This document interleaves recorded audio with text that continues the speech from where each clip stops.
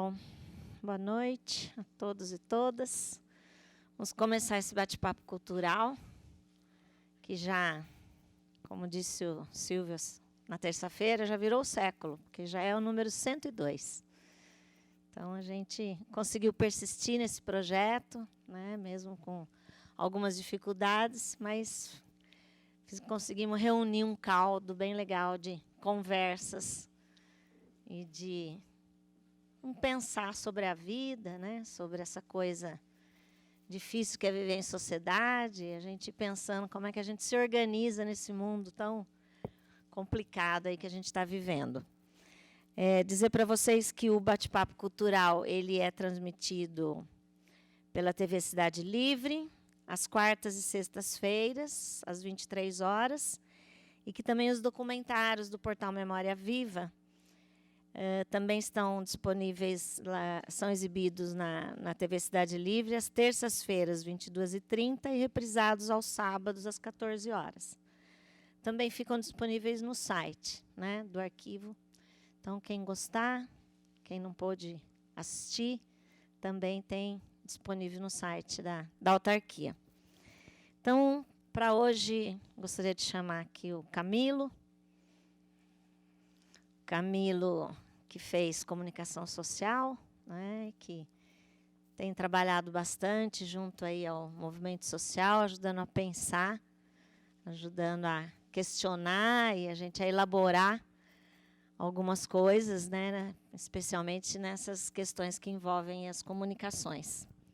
Então, nós vamos funcionar mais ou menos assim. Camilo vai fazer uma explanação e aí depois abrir para conversa, para questionamentos, para uma troca de ideias, né? A gente chamou de bate-papo cultural justamente para ser alguma coisa assim, mais descontraída e que a gente pudesse, ao ouvir, ir elaborando algumas coisas e pensando, tirando dúvidas, questionando, concordando, discordando, enfim, fazendo uma conversa franca, né? Bom?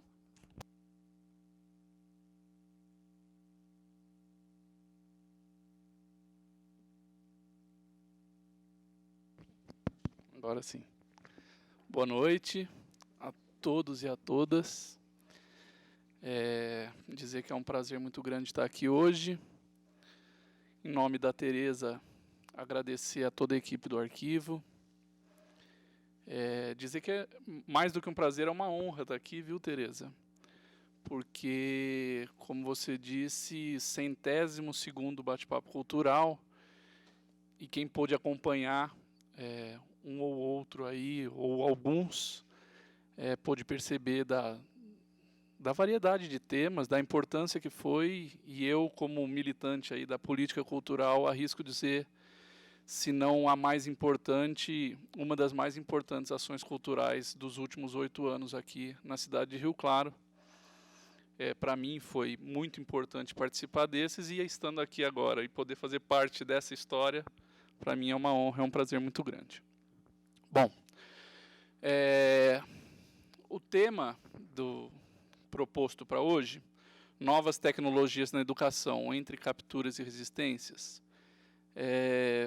Apesar da educação no título e o tema da educação ser da mais importante dentre os temas que a gente tem na sociedade, nós vamos tratar hoje não apenas da educação, dos muros da escola, mas da sociedade como um todo, de uma transição desse mundo que a gente está vivendo e que muita gente se questiona o que está acontecendo.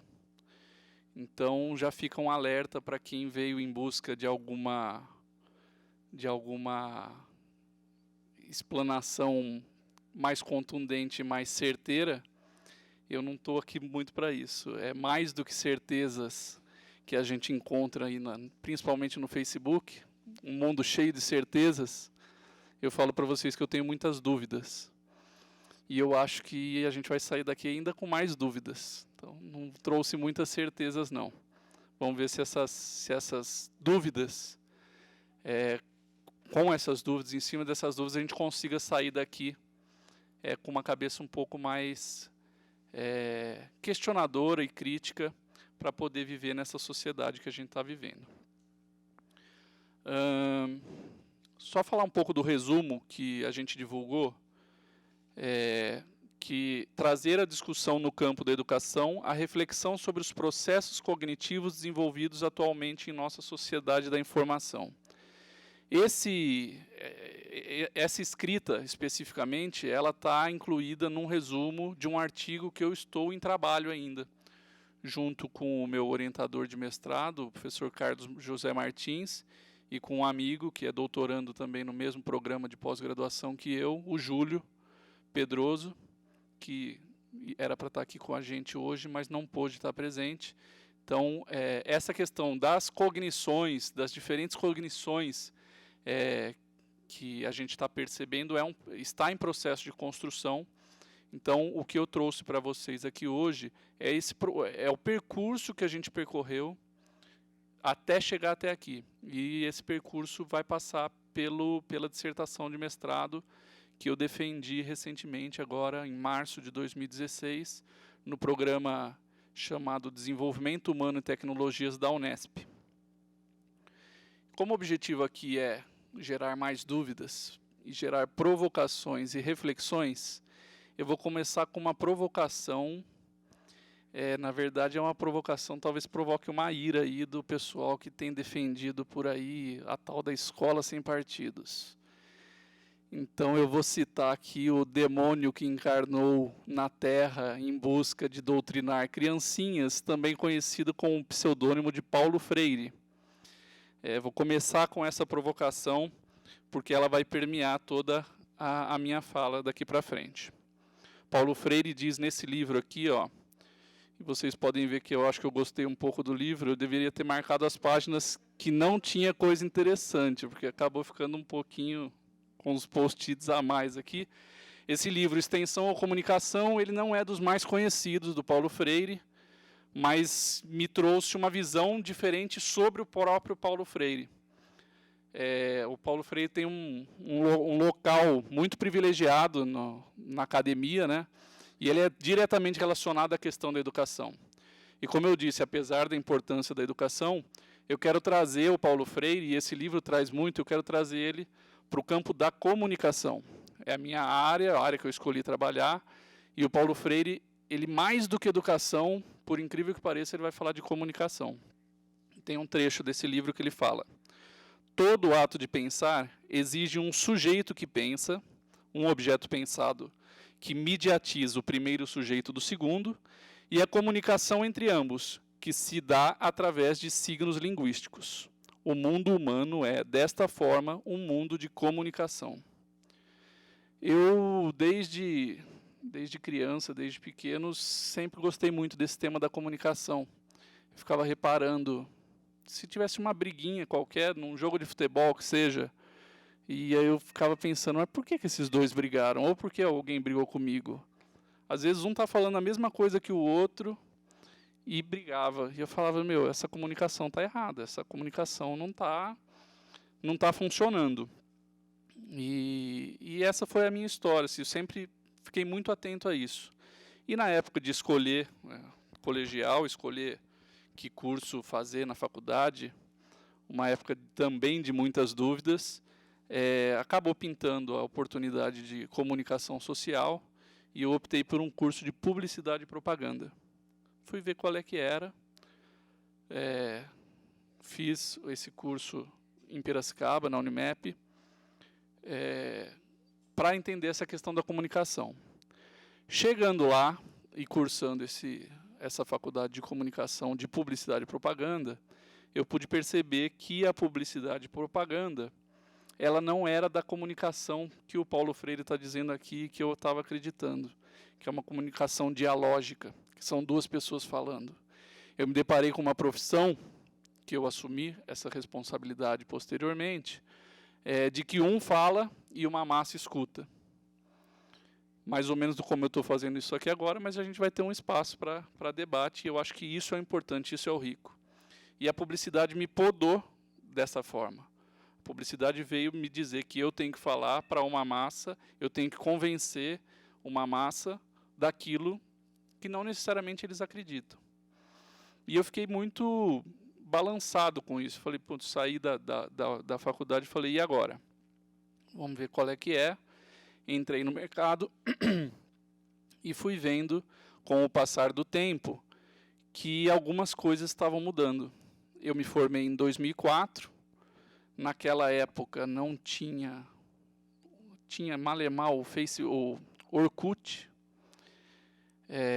em questão de redes sociais, uma das primeiras redes sociais que, de fato, estourou aqui no Brasil, que pulverizou no Brasil. Nós tínhamos bate-papo, né, ICQ, MSN, mas redes sociais, como a gente conhece, por exemplo, o Facebook hoje, que é um dos mais populares, nós estávamos bem no início. Na faculdade, nós nem tivemos absolutamente nada relacionado à propaganda, e hoje, se a gente for ver, a propaganda está completamente direcionada aos meios eletrônicos de redes sociais, de internet, e eu não tive nada. Eu peguei uma transição de uma época e fiquei ainda, já tinha a primeira decepção de não ter essa conversa com os demais, e percebi que a coisa estava mudando. Começaram a surgir as redes sociais, e eu achei interessante, porque essa lógica que eu estava dizendo, que eu não comunicava, as redes sociais passaram a exigir do publicitário também um diálogo. Hoje eu já não posso simplesmente ficar num lugar privilegiado e falar com milhões de pessoas sem escutá-las. Hoje, todo usuário de uma rede social é uma mídia em si. Ele mesmo faz a própria propaganda, ou se ele consome uma propaganda, ele pode questionar e até destruir uma marca. E eu comecei a olhar isso com bons olhos. Eu falava, opa, o negócio está mudando e tem mais gente falando. E veio um olhar muito otimista em relação às redes sociais. Passado alguns anos, trabalhei em agência, trabalhei em mídia, fiz uma série de trabalhos nessa área de comunicação. As redes sociais estavam, principalmente no interior, diminuindo os meus clientes, porque hoje um cliente consegue fazer um trabalho, de repente até sozinho, sem a necessidade de uma agência, e aí eu comecei a falar que eu precisava procurar uma nova maneira de sobreviver, e acabei optando pelo conhecimento, pela área do conhecimento. E aí tive a oportunidade de conhecer o professor Carlos, batemos alguns papos e pintou a oportunidade do mestrado. Bom, no mestrado eu queria tratar disso, eu queria tratar de comunicação. Eu já estava no ativismo aí da política cultural, eu queria tratar de cultura, e a educação era algo que me motivava muito, eu queria trabalhar com a educação também. Eu tinha acabado de ler esse livro, de extensão à comunicação, do Paulo Freire, e queria de alguma forma trabalhar. O Carlos, que me orientou em seguida, né, antes de me orientar, antes do projeto, de eu escrever o projeto, falou assim, não, legal suas ideias, eu estava com uma cabeça já formada nessa comunicação de massa, mas aí ele que me alertou, de fato, o que você está dizendo que mudou, mudou. Hoje a gente não tem como trabalhar aqui no programa, na linha filosófica que o Carlos trabalha, com a comunicação de massas, com a sociedade de massas. E ele, entendendo a minha ansiedade em tratar desses temas, me passou um texto, que eu trouxe alguns trechos para vocês aqui, que é um texto do filósofo francês Gilles Deleuze. O texto se chama Post-Scriptum sobre a sociedade de controle. Ele está contido num livro chamado Conversações. Quem tiver a oportunidade de ler, eu recomendo muito. E apesar de ser um texto bem curto, não dá 10 linhas dentro desse livro, ele é super complexo.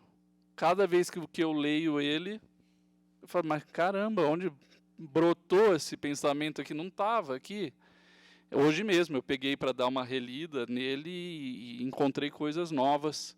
É impressionante o que esse texto traz. Vai pondo papelzinho nos livros para ir lembrando. Mas o que esse texto me trouxe foi basicamente me mostrar que, de fato, estávamos vivendo algo novo. E a partir desse algo novo é que eu iria caminhar. Eu pensei 3 parágrafos que eu quero ler para vocês, que vai dar o caminho do que eu escrevi nessa dissertação de mestrado. O Deleuze começa esse texto citando Foucault. O Foucault faz uma explicação muito interessante, muito peculiar, né, sobre as sociedades disciplinares. Ele dizia de um momento, de uma sociedade, de um tempo que a gente vive até hoje, mas já é um pouco diferente, em que vivíamos confinados. O ser humano estava destinado ao confinamento em instituições. Nós estamos nas escolas, que é uma instituição de confinamento, nós saímos da escola e vamos para a igreja, saímos da igreja e vamos para o hospital, eventualmente um ou outro acaba indo para uma prisão, que é o confinamento por excelência. E aí, logo em seguida de fazer essa breve explanação sobre Foucault, o Deleuze vem dizer: mas o que Foucault também sabia era da brevidade deste modelo. Ele sucedia às sociedades de soberania, cujo objetivo e funções eram completamente diferentes. Assambarcar mais do que organizar a produção, decidir sobre a morte mais do que gerir a vida. A transição foi feita progressivamente, e Napoleão parece ter operado a grande conversão de uma sociedade a outra. Mas as disciplinas, por sua vez, também conheceriam uma crise, em favor de novas forças que se instalavam lentamente e que se precipitariam depois da Segunda Guerra Mundial. Sociedades disciplinares é o que já não éramos mais, o que deixávamos de ser. Então, nesse pequeno trecho, fica claro uma transição de 3 momentos. Um momento lá da Idade Média, que nós vivíamos numa sociedade de soberania. Não cabe aqui a gente fazer toda essa explanação, mas era uma sociedade de soberania. Você tinha a figura do soberano que decidia sobre a vida e a morte das pessoas, sobretudo sobre a possibilidade da morte dos súditos, dos cidadãos. Há uma transição, meados do século, por volta do século XVIII, final do século XVII, há uma transição, ao que conhecemos aí, culmina também com a tal da Revolução Industrial e com a entrada aí do que conhecemos hoje como capitalismo, na roupagem do liberalismo. Então há essa primeira transição.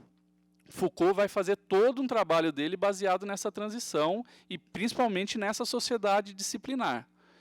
E aí o que a gente está vendo hoje, e ele já sabia dessa brevidade, ele chega a falar, mas não teve tempo de continuar sobre isso, nem Foucault nem Deleuze, é que também estávamos entrando, já estava acabando a sociedade disciplinar, estávamos entrando numa outra sociedade. Segundo parágrafo, então vamos lá. Encontramos-nos numa crise generalizada de todos os meios de confinamento. Prisão, hospital, fábrica, escola, família. Só um parênteses aqui. É crise, né? Alguém já ouviu falar em crise? A grande palavra, a principal palavra dessa transição que a gente vive é crise. A crise é condição hoje dessa nossa sociedade que a gente está vivendo. Enfim. A família é um interior em crise, como qualquer outro interior, escolar, profissional, etc. Os ministros competentes não param de anunciar reformas supostamente necessárias. Reformar a escola, reformar a indústria, o hospital, o exército, a prisão, mas todos sabem que essas instituições estão condenadas num prazo mais ou menos longo. Trata-se apenas de gerir sua agonia e ocupar as pessoas até a instalação das novas forças que se anunciam. São as sociedades de controle que estão substituindo as sociedades disciplinares. Bom, já temos aí a confirmação daquilo que eu já vinha entendendo e sentindo lá atrás, de que hoje temos uma sociedade e agora ela está nomeada. Não foi o próprio Deleuze que nomeou, foi um outro pensador que nomeou, mas temos aí definido. Temos uma sociedade de controle. Tínhamos uma sociedade de soberania, uma sociedade disciplinar, hoje estamos na sociedade de controle. Lembrando que a palavra-chave da sociedade de controle é crise. E um terceiro parágrafo que arredonda e me confirma o caminho que devo seguir: é fácil fazer corresponder a cada sociedade certos tipos de máquina. Não porque as máquinas sejam determinantes, mas porque elas exprimem as formas sociais capazes de lhes darem nascimento e utilizá-las. As antigas sociedades de soberania manejavam máquinas simples, alavancas, roldanas, relógios. Mas as sociedades disciplinares recentes tinham por equipamentos máquinas energéticas, com o perigo passivo da entropia e o perigo ativo da sabotagem. As sociedades de controle operam por máquinas de uma terceira espécie, máquinas de informática e computadores, cujo perigo passivo é a interferência e o ativo a pirataria e a introdução de vírus. Não é uma evolução tecnológica sem ser, mais profundamente, é uma mutação do capitalismo. Bom, nesse parágrafo em específico, me chamou muita atenção, porque, novamente, era o que eu estava sentindo. A introdução de novas tecnologias, hoje a gente está trabalhando com tablets, com celulares, na época ainda era uma transição do PC, do personal computer, para um notebook, e eu escolhi, inclusive, dentro do meu tema do mestrado, puxar um pouco desse notebook. É uma coisa que pouco se usa hoje. Os que existem ainda, os que não são novos, já estão tudo quebrados, já estão tudo destruídos. Mas são essas as máquinas desse nosso tempo. Então, se estamos vivendo uma transição de um novo tempo, e são essas máquinas, as máquinas desse novo tempo, eu escolhi por focar nessa análise. Feito essa primeira leitura desse texto, eu parti para escrever o projeto. Ele não foi tão simples, era um pré-projeto, consegui entrar no mestrado com esse projeto, e aí durante o processo, durante as disciplinas, um amigo comentou sobre um projeto, ele era de uma cidade do Rio Grande do Sul, de um projeto que eu já tinha ouvido falar, mas não conhecia muito bem, chamado Um Computador por Aluno, que era um projeto do governo federal, e estava sendo trabalhado a nível nacional, e aí eu me interessei já pelo nome. Eu falei, opa, educação, novas tecnologias, meu projeto fala um pouco disso, acho que eu vou caminhar por isso aí. E o primeiro contato que eu tive com ele foi um livro online que eu peguei da Câmara dos Deputados, chamado Um Computador por Aluno, a Experiência Brasileira, que foi elaborado pelo Conselho de Altos Estudos e Avaliação Tecnológica da Câmara dos Deputados, que era uma forma que comissões responsáveis por avaliação de políticas públicas da Câmara dos Deputados fazem relatórios de tempos em tempos para não só verificar a importância e a eficácia da implantação de políticas públicas, mas também para dar um aval da Casa Legislativa para o governo federal, para o Executivo, para estar executando essa política pública de uma forma mais eficaz.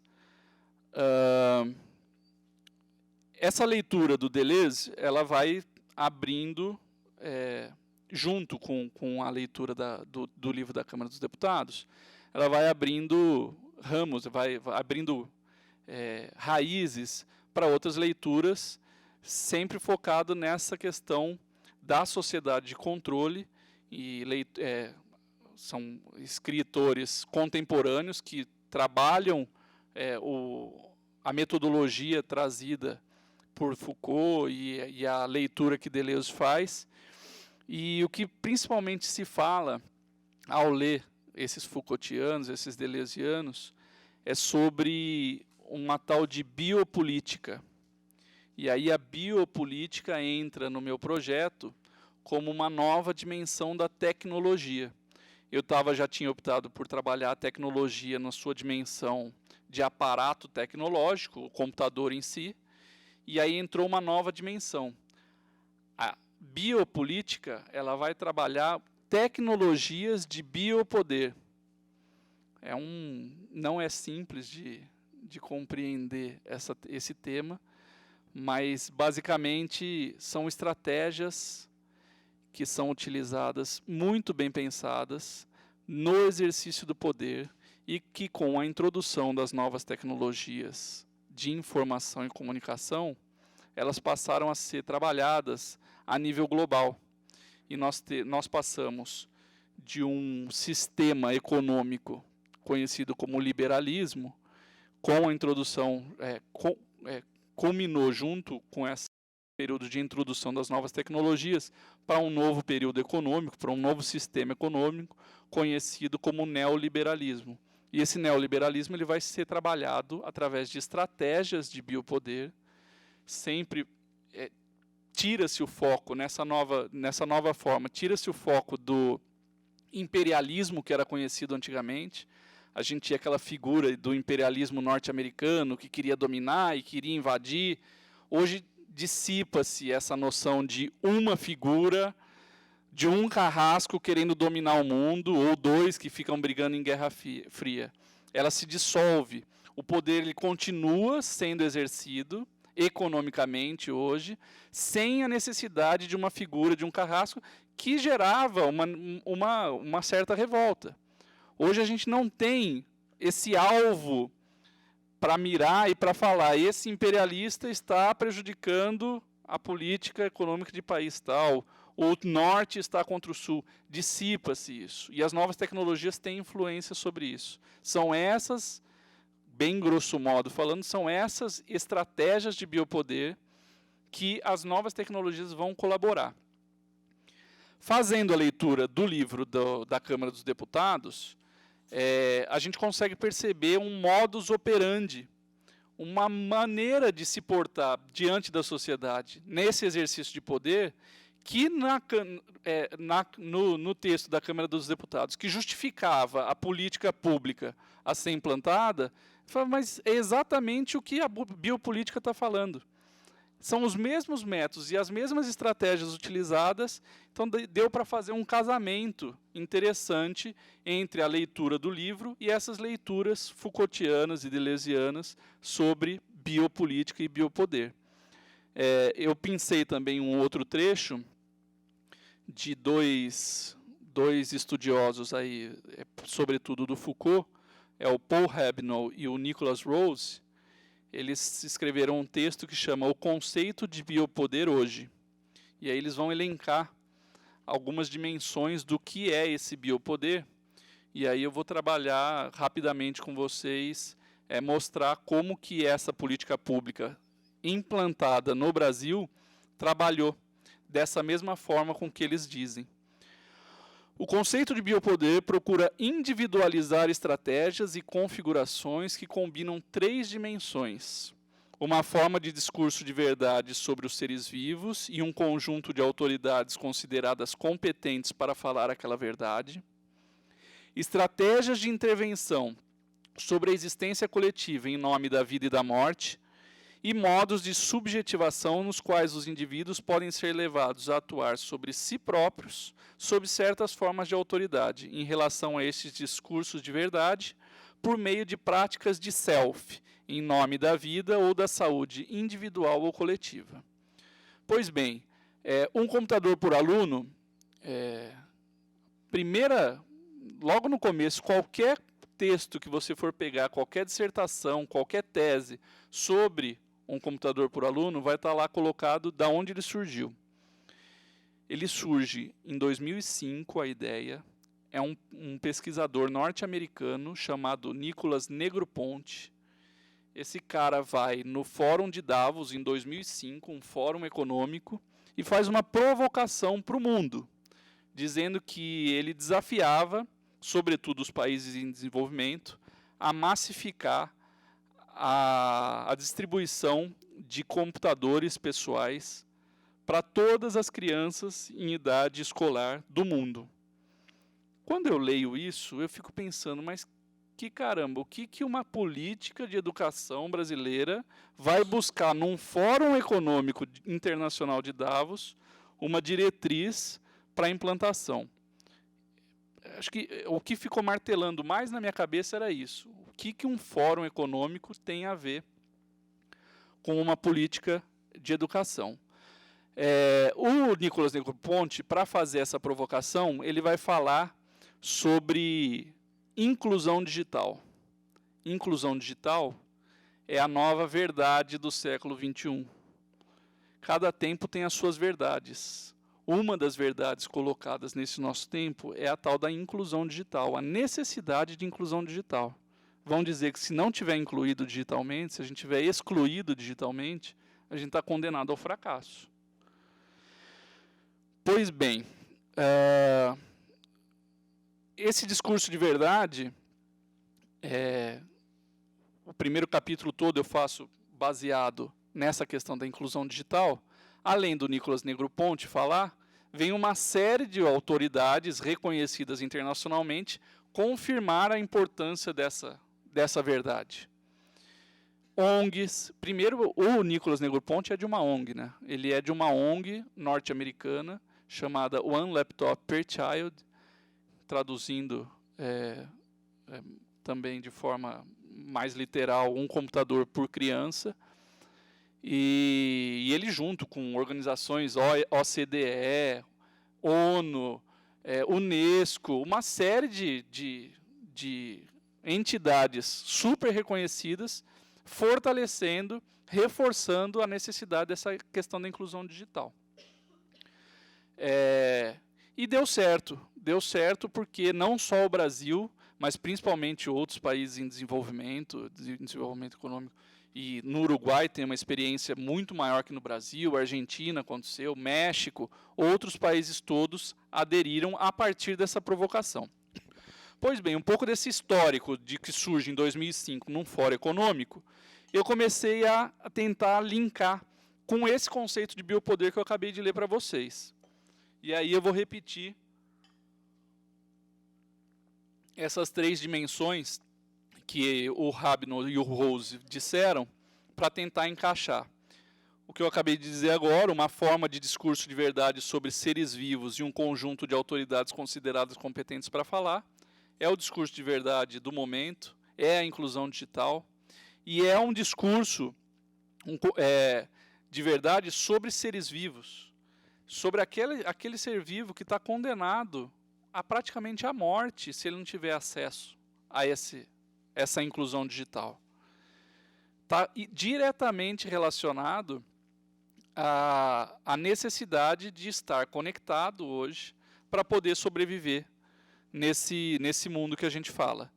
E autoridades consideradas competentes para falar aquela verdade, como eu já citei, ONU, Unesco, OCDE, Banco Mundial, uma série de autoridades vão aparecer nesse livro da Câmara dos Deputados, todos eles aparecem. E aí, em outras leituras que a gente faz de crítica a esse modelo, também aparecem os mesmos. São sempre as mesmas autoridades falando, especialistas. Hoje a gente vê, né? Assiste o jornal, especialista em tal coisa. Esses especialistas cumprem esse papel nessa nossa sociedade, de reforçar qualquer verdade que queira ser dita, a nível global. Enfim, segunda dimensão. Estratégia de intervenção sobre a existência coletiva em nome da vida ou da morte. Volto a dizer, se você não acessar, você está condenado não só ao fracasso, mas você não vai ter emprego, você não vai ter salário, seu filho vai morrer de fome. A verdade hoje sobre inclusão digital amedronta. Além da crise, que é a palavra do momento, ela está acompanhada sempre desse medo. Esse discurso de verdade que eu estou dizendo para vocês, esse discurso de inclusão digital, se vocês não se prepararem para o que o futuro está colocado, para o que o presente está colocado, vocês estão condenados à morte. Não sobreviverá no mundo sem acesso às tecnologias. E a terceira dimensão que eles colocam, que são modos de subjetivação, aí já é um pouco mais complexo, necessitou aprofundar um pouco mais em outros temas, mas são modos de subjetivação nos quais os indivíduos podem ser levados a atuar sobre si próprios, sob certas formas de autoridade, em relação a esses discursos de verdade, por meio de práticas do self, novamente em nome da vida ou da saúde individual ou coletiva. Aqui vai entrar um conceito novo aí na educação, e quem aí é da área da educação vai entender bem, ou sendo defensor dessa linha, ou sendo crítico dessa linha. Hoje fala-se muito no aprender a aprender. Fala-se muito um pouco do empreendedorismo. A noção de empreendedorismo é um pouco isso. Você é responsável pelo seu sucesso. Não só o acesso às novas tecnologias vão garantir o seu sucesso, mas é você que tem o controle da sua vida hoje. E hoje isso, na educação, no campo da educação, esse aprender a aprender, é uma das ferramentas mais eficazes nessa lógica de biopoder, de estratégias de biopoder que a gente encontra. Tem uma série de linhas de estudos fazendo crítica em cima disso, mas principalmente essa palavra, esse conceito do aprender a aprender, que soa interessante no primeiro momento, de fato. É interessante você trabalhar uma questão de liberdade da criança, mas não é exatamente isso que está falando. Por quê? Hoje, o mundo, as relações estão focadas no mercado de trabalho. Tem pouca coisa, principalmente em políticas públicas, relacionadas diretamente com um avanço na questão social. É sempre preparar o aluno, preparar a criança, desde da pré-escola, para o mercado de trabalho. E esse mercado de trabalho vai exigir conhecimento e manejo e uso das novas tecnologias. Então, é um tal do modo de subjetivação que está sendo colocado na sociedade de hoje. Pois bem, a conclusão que eu tive em cima dessa pesquisa do programa Um Computador por Aluno foi de que confirmou aquela minha primeira hipótese de que vivíamos num período de mudanças, estávamos vivendo um período de transição. Ela se confirma, de fato, a hipótese que eu tinha. Surgem outras conclusões em cima disso. Depois a gente pode conversar sobre elas em outros momentos. Mas, e aí eu tento já encerrar, começar a concluir a minha fala, dizendo que é fato que esse período de transição existe. Por mais que a gente, um ou outro, perceba mais ou perceba menos ele está sendo colocado e ele está completamente permeado por essas novas tecnologias. Não só nas escolas, mas também nas escolas. As escolas já não é mais um computador por aluno, que era um notebook, depois passaram para o tablet. Há uma outra dimensão também que a gente teve que estudar, que é a tal da obsolescência programada, né? A roda da economia, o tablet, o notebook já não funciona mais. Teve uma escola que eu liguei durante a pesquisa, um fato importante da minha pesquisa, né? Como a implantação do programa foi em 2009, e ele tinha previsão para correr até, no máximo, 2013, e eu comecei a fazer a pesquisa em 2014, quando eu ligava para as escolas para saber, e aí, tem as escolas que foram contempladas com o projeto, ninguém queria me atender. Fizeram o programa, teve o programa, mas eu senti uma coisa estranha. Eu falei, mas por que esse povo não quer me atender? Teve uma diretora que me atendeu, falou, já vou falando para você, já virou tudo sucata. Tudo sucata, está tudo no lixo. E é uma política pública que foi investido milhões. E a obsolescência programada que o mundo nos impõe hoje não dá conta de toda a burocracia, porque essa política pública ela foi implantada em 2009, mas ela era para ter sido implantada em 2007. Aí teve problema na licitação. Um problema na licitação, Tereza, já foi, já os computadores já eram. Aí o preço mudou, tal. Tentou-se depois, em seguida, com essa experiência. Essa experiência não é de toda catastrófica, não é. Ela tem elementos importantes. Nós trouxemos uma análise também de Deleuze, que fala sobre a educação menor, que consegue fazer uma leitura de possibilidades de linhas de fuga e resistência a toda esse cenário catastrófico. Então, teve elementos importantes a serem destacados nesse programa, que podem ser utilizados em outros programas e que estão sendo utilizados. Querendo ou não. Hoje a gente tem programa de tablet, mas o tablet já está ultrapassando já. Mas é isso, é o fato de que as novas tecnologias estão colocadas não só na escola, como na sociedade como um todo. Quando eu falo que o tablet já está superado, vai entrar aí um hiato. Dentro desse período de transição que eu estou falando desde o início, eu comecei a perceber também um hiato entre gerações. E foi interessante para eu observar, porque nesse hiato eu estou no meio desse hiato. A minha geração ficou no meio disso e eu consigo observar os dois lados e consigo me observar também.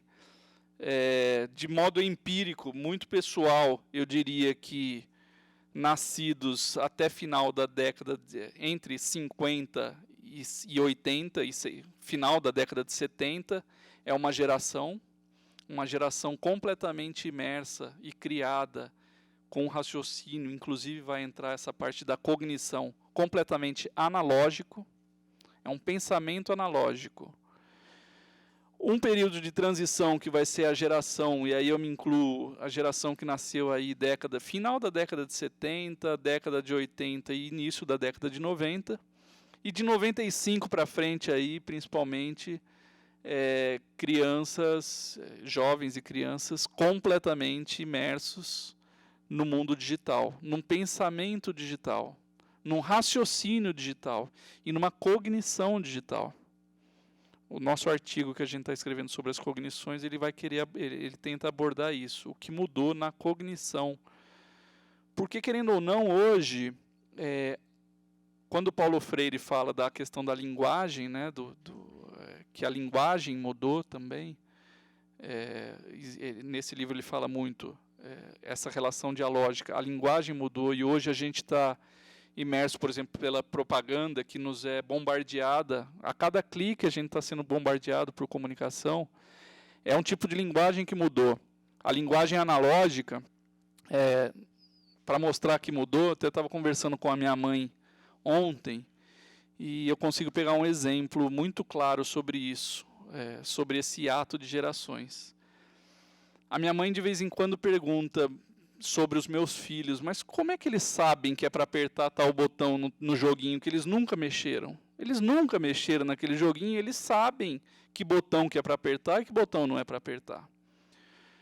Semana passada eu estava com a minha filha em casa e eu estava com o meu computador, meu PC, meu personal computer ligado, e eu falei, ela nunca mexeu no computador, ela mexe no tablet, ela mexe no celular, ela é da geração touchscreen.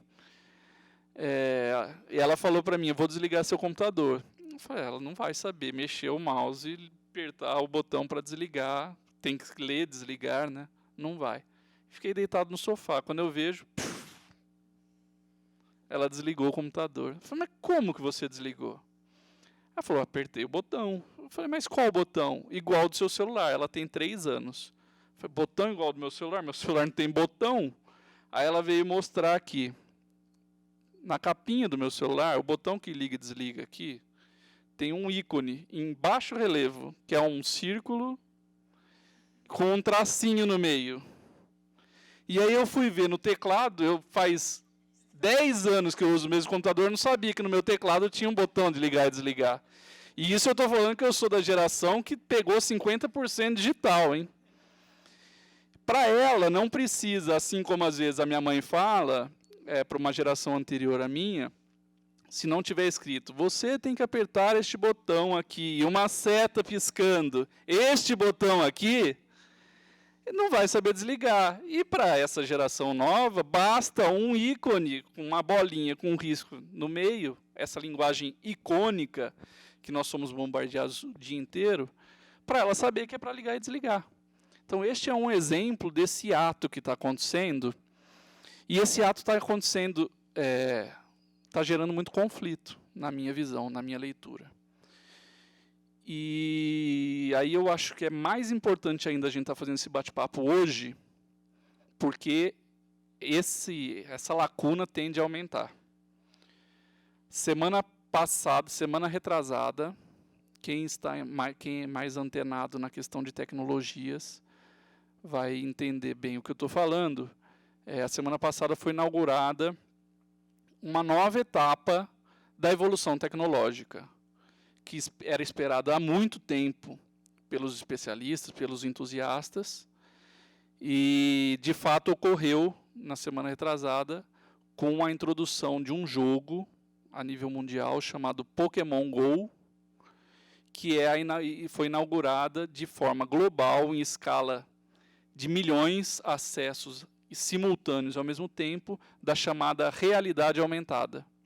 E é um nome muito, muito simbólico, realidade aumentada. A realidade aumentada nada mais é que o uso de novas tecnologias que estão colocando novas camadas dentro da nossa realidade. Até um tempo atrás, até um pouquinho antes de eu entrar no mestrado, falava-se em realidade e realidade virtual. Hoje, a filosofia contemporânea já está negando, já não existe uma realidade ou uma cultura digital, ou não dá para separar mais uma coisa da outra. Nós temos uma realidade. Essa realidade hoje tem camadas. Cada vez terá mais camadas virtuais. Mas camadas virtuais que vão se parecer cada vez mais com o nosso mundo tridimensional. Para quem não sabe, o Pokémon GO é um jogo em que você usa o seu celular para caçar monstrinhos pela cidade. Ele usa a plataforma do Google Maps e ele vai dando dicas de onde está o bichinho, o Pikachu, os Pokémons, e você vai caçá-los na cidade. Você aponta para eles e joga a armadilha para pegá-los. Então hoje, daqui para frente, se a gente já estava acostumado com as pessoas mexendo no celular, agora a gente pode se acostumar mexendo e andando pela rua. Eu ia trazer um vídeo, mas eu não consegui baixar. No YouTube, quem quiser digitar, só se falou, no mundo tecnológico, só se falou de Pokémon GO na última semana. Tem um vídeo que é impressionante, no Central Park, em Nova York, em plena hora do rush, algumas filmagens das pessoas paradas, o trânsito já estava uma loucura, saindo do seu carro porque apareceu um Pokémon raro. E saiu uma multidão que não dá para acreditar, saiu em busca do Pokémon. A realidade aumentada está inaugurada. Quando eu falei novamente, retomando a questão da obsolescência programada, e eu falei que o tablet e em breve o celular está fadado ao entulho, ao lixo, é porque hoje nós vivemos o que é chamado de computadores vestíveis. São computadores que a gente veste. Computadores das mais diversas formas. É um adesivo que libera insulina de tempo em tempo. É o relógio que mede a minha frequência cardíaca e vai me dar todo o relatório. É um tênis que vai medir o quanto eu corri para ficar mais saudável. E o próximo passo, eu estou entendendo que é o uso do Google Glass, que já é utilizado por algumas pessoas, mas não é tão maciço assim o seu uso, que é uma lente, né, um óculos de uma lente, em que essas camadas de nova realidade são colocadas. Então, para dar um exemplo básico, acho que todo mundo usa aqui, todo mundo que dirige acaba já usando, ou já usou alguma vez, o GPS, né, que a gente usa de repente no celular, deixa aqui do lado do carro e vai olhando e dirigindo. Tem que virar aqui, errei. O Google Glass vai me permitir que a setinha apontando onde eu tenho que virar na rua vai estar aqui, eu vou estar vendo. Na realidade, no asfalto, eu vou estar vendo essa seta colocando. E isso já é uma realidade nossa. Vai ter gente... eu acho que tem... Se eu tivesse, de repente, fazendo esse bate-papo em um outro local, com pessoas já mais que trabalham com tecnologias, eu estaria falando eu estou completamente desatualizado, eu confesso. Mas é isso que está colocado. A minha preocupação e a minha dúvida, quando eu falo em dúvidas, é que essa lacuna, esse ato entre gerações, e aí quando eu trato do tema de educação, é mais grave ainda, que a gente está falando de professores e alunos. A gente está falando de repente, de pais e filhos, que é uma diferença um pouco menor, mas é isso, professores 100% analógicos com alunos 100% digitais. Nosso desafio é como superar isso. E aí eu trouxe mais uma fala do Paulo Freire, visionário, que vai nos dar pistas sobre isso. Não vai explicar absolutamente nada, mas vai nos dar pistas. Ele diz assim: reconhecemos que a simples presença de objetos novos, de uma técnica, de uma forma diferente de proceder em uma comunidade, provoca atitudes que podem ser tanto de desconfiança, de recusa total ou parcial, como de aceitação. O que não se pode negar é que, ao manter-se o nível de percepção do mundo, condicionado pela própria estrutura social em que se encontram os homens, estes objetos, ou essa técnica, ou esta forma de proceder, como manifestações culturais estranhas à cultura em que se introduzem, poderão também ser percebidos magicamente. Então, a questão dessa lacuna são os dois lados que tem que ficar atento. Só que a gente tem uma questão de adultos já formados e crianças, podemos chamar talvez em formação. Quando ele fala que poderão ser percebidos, também ser percebidos magicamente, a nossa crítica pode contribuir também a um não diálogo com essas crianças 100% digitais, e elas não terem a crítica, que aí foi o objetivo de eu trazer essa fala aqui para vocês, de entender que não é tão mágico assim. As tecnologias não estão aí num passe de mágica, foi uma evolução natural do homem. Não, ela é planejada. Ela é estrategicamente colocada como forma de dominação, como forma de poder. Existem possibilidades, existem linhas de fuga, existem possibilidades de se resistir a ela e de utilizá-las para superar a sua própria crise. Mas se a gente não fizer esse diálogo de fato, realmente com qualidade, fica de um lado só reclamando, que é todo mundo alienado porque está caçando Pokémon, e que os caçadores de Pokémon vão falar: eu não quero nem saber, porque o Pokémon está aqui, eu vou caçar e ponto final.